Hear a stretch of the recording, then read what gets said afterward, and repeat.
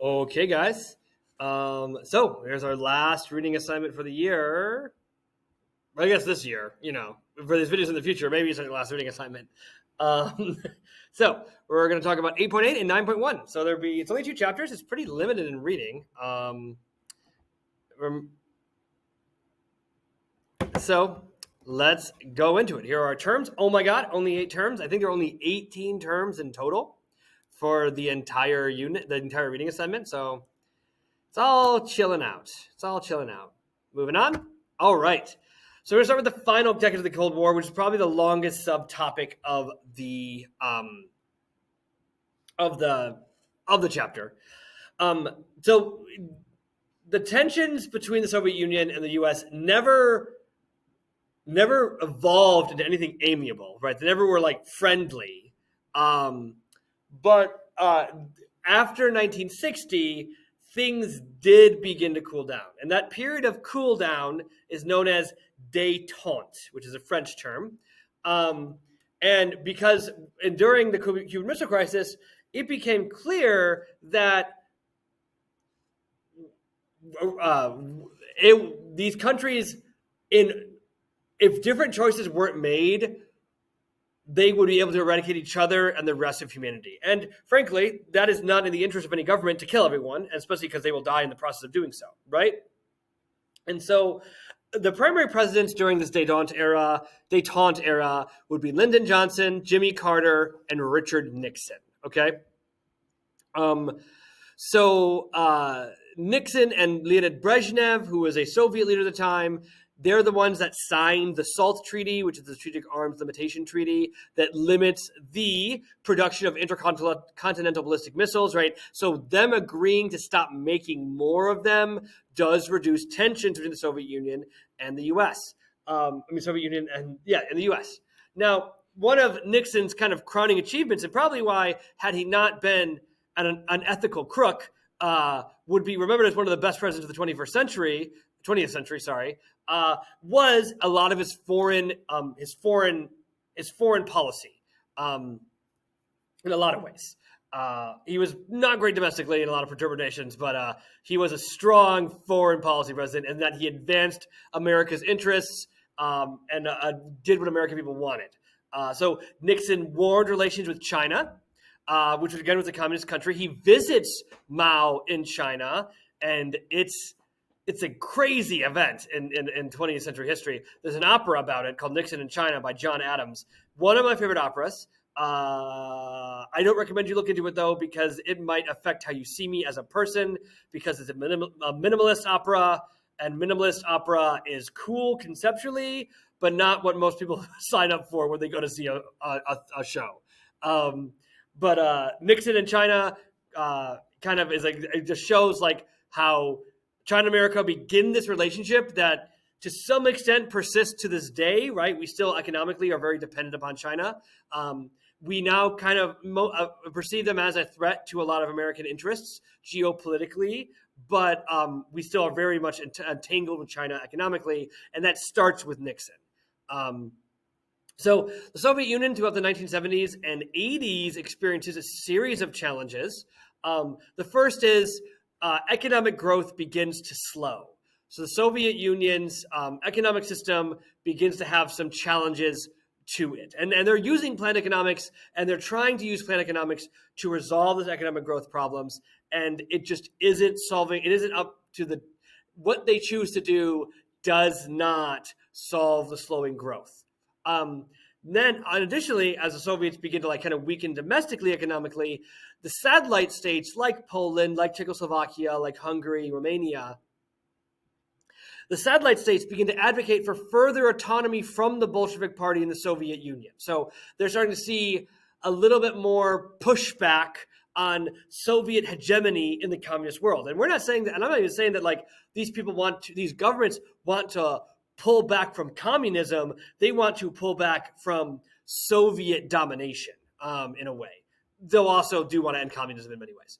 And then also, finally, the Sino-Soviet split, I know we talked about it in my class. I assume, ask your teachers if you don't quite understand what it is, but essentially, China and the Soviet Union, despite being communist, begin to disagree on the doctrine of communism, but also China and the Soviet Union begin to have geopolitical differences in interests, right? That like there are things that the Soviet Union wants that China wants as well, and so it's harder for China and the Soviet Union to work together, right? I kind of just important thing about the second point. Like think about like NATO, this mutual defense treaty, these countries consent to join. The Warsaw Pact, they consented to join, but also remember these governments were imposed on these countries, right? That like these people didn't have a say on whether they were in the Warsaw Pact or not. The U.S. did face challenges too throughout the 60s and the 70s. Primarily in the foreign front, you had the Vietnam War. And the Vietnam War leads to a lot of instability in America that you will learn in U.S. history, in all four of the ways you can do U.S. history. 1968 is a pivotal year in American history where I wouldn't say we almost weren't a country, but our country there are so many different things that happened in 68 that if even one of those things happened differently, we would be a fundamentally different country. So you'll learn about that more. And the tension that's in the 60s and 70s is popular dissatisfaction with the war in Vietnam, the fact that the baby boom, or these are people reaching adulthood who are entering into conscription, who find the war to be unjust. It later becomes revealed that the U.S. government was blatantly dishonest to the American people about what was going on in Vietnam. Like the things that we know about Vietnam today were not known to Americans in the 60s and 70s, in the early 70s. And so you got to take for granted that people trusted the American government in a way that it has never recovered. Firstly, as a consequence of the American government's conduct in Vietnam. Secondly, as a consequence of the corruption of the Nixon administration, namely the Watergate scandal, where Richard Nixon used his authority as the president in a lot of ways for personal interest. He, in some ways, affected the election of 1972. Yes. In a way that would be inappropriate for an elected official to do, which you also will learn about in your U.S. history classes next year. But U.S. faced challenges too. Both, though they both are facing challenges, it's pretty easy to see the Soviets are facing far greater challenges, one of which exacerbated by the Soviet-Afghan War.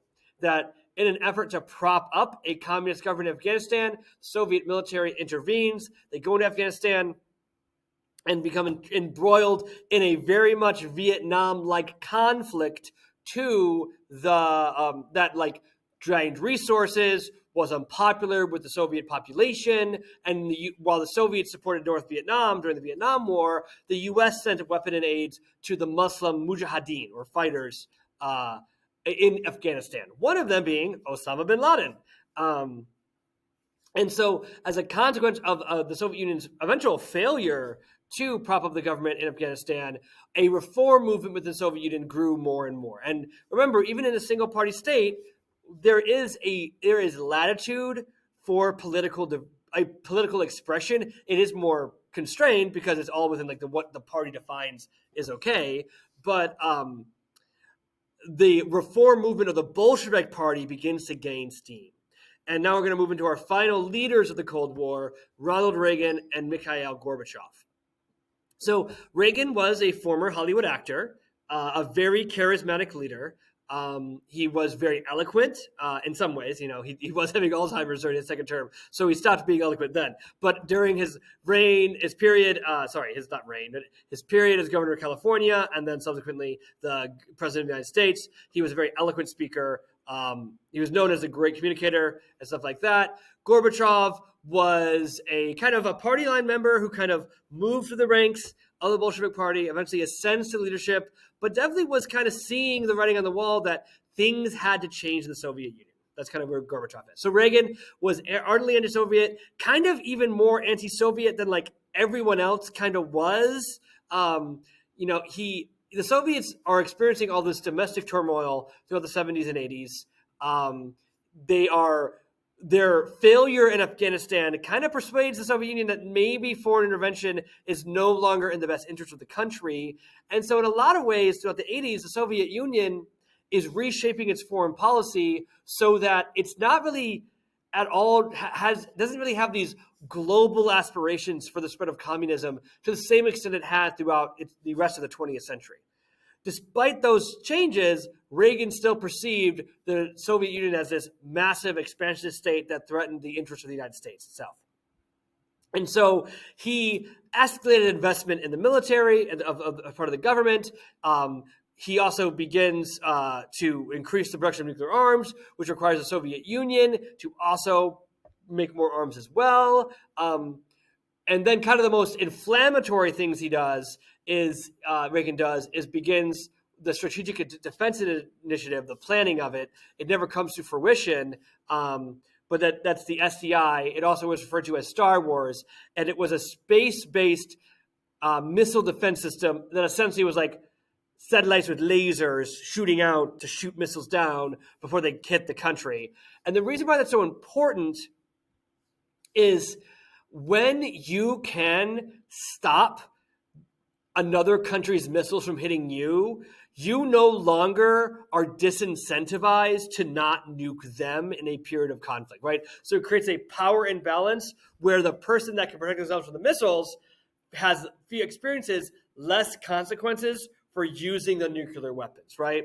So the Soviets feel far more compelled to act and then also escalate tensions as well, though the SDI was never actually ever even close to executed. It was immensely expensive. It's kind of a meme. It was kind of a meme eventually in the 80s, especially because they call it Star Wars. So now domestically, remember the Soviet Union is having all these problems. And so Gorbachev begins instituting these two reforms that are incredibly important to understand and differentiate between. And so, in fact, it's very likely that both of these terms will show up on the quiz. So we're going to talk a little bit about these more specifically. Okay, so you have Perestroika and you have Glasnost.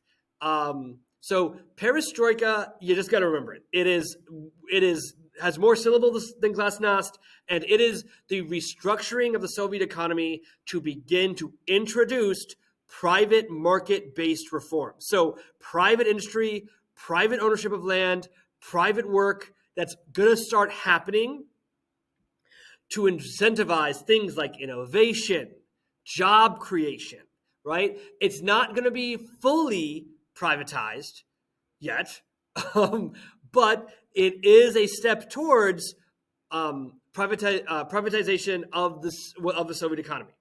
And just to be clear, guys, this in the 80s, most communist states, China, Vietnam, and the Soviet Union all engage in market-based reforms that end fundamental state ownership of the economy. I even think Cuba does some too. The only country that probably still maintains almost complete public ownership of the economy is North Korea, but even then I can't say that for certain either.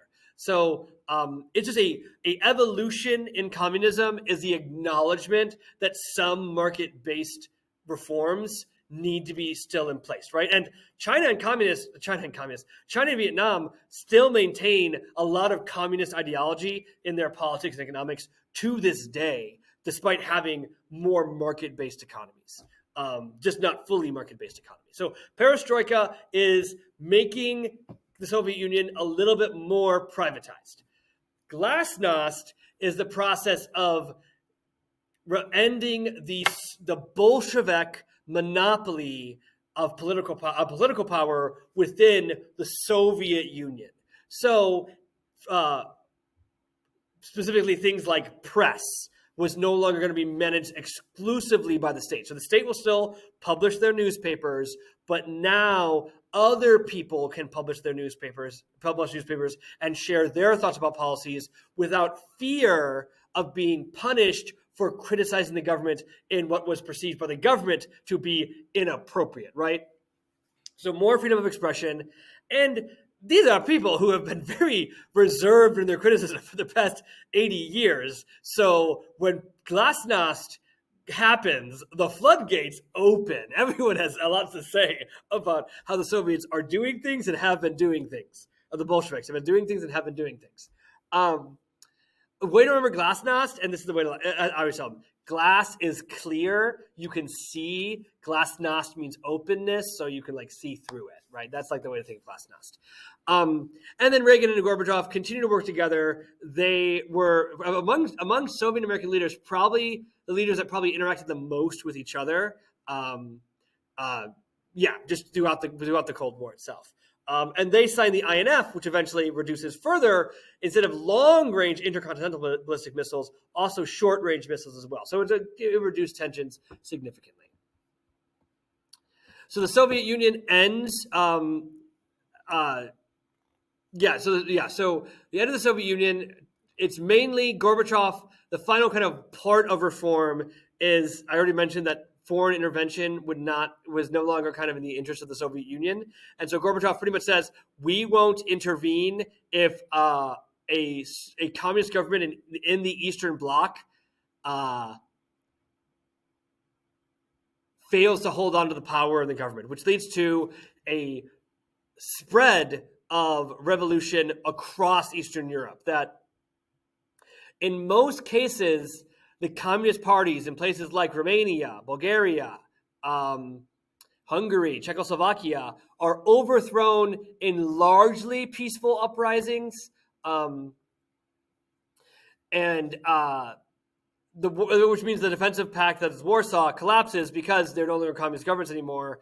And then the Soviet Union is one of the last communist governments to collapse. Now, and the country, the Russian Federation, rises out of that. And the 90s are a fever dream, guys. And I think the more we get away from the 90s, the more we're like, what happened in that decade, right? There is a lot of optimism in the collapse of the Soviet Union and the potential of what people could have, access to freedom that they had been denied for 40, 50, 70 years. Access, the potential of new markets to enter into the global economy, right? To give Eastern Europeans access to goods they had been denied of, right? Like, guys, a pair of blue jeans in the Soviet Union was a premium product. Like, you had to spend the bucks to get blue jeans during periods of time in the Soviet Union, and blue jeans were like a very hot black market item. So all this potential is really exciting. But certain things happen that kind of quickly sour it, in my opinion. I'm trying to share my opinion as a history teacher. Things like, despite the potential for everyone to get access to the private market, in the end, specifically in Russia, a lot of that potential ends up in the hands of very few people known as oligarchs. One of them being Vladimir Putin, who is, he's in timeout right now from the world. And a lot of countries are hoping for democracy, which for Russia, it was a democracy for about 7-8 years, and then they vote in Russia. They just vote for Putin, whoever Putin wants, for the past 20 years, and stuff like that. So there was a lot of optimism when the Soviet Union collapsed, but in the end, that's all I gotta say. Maybe that should be the gist. I think I have one more for this video. Oh no, we're done. We're done. And I only need to talk for 20 minutes.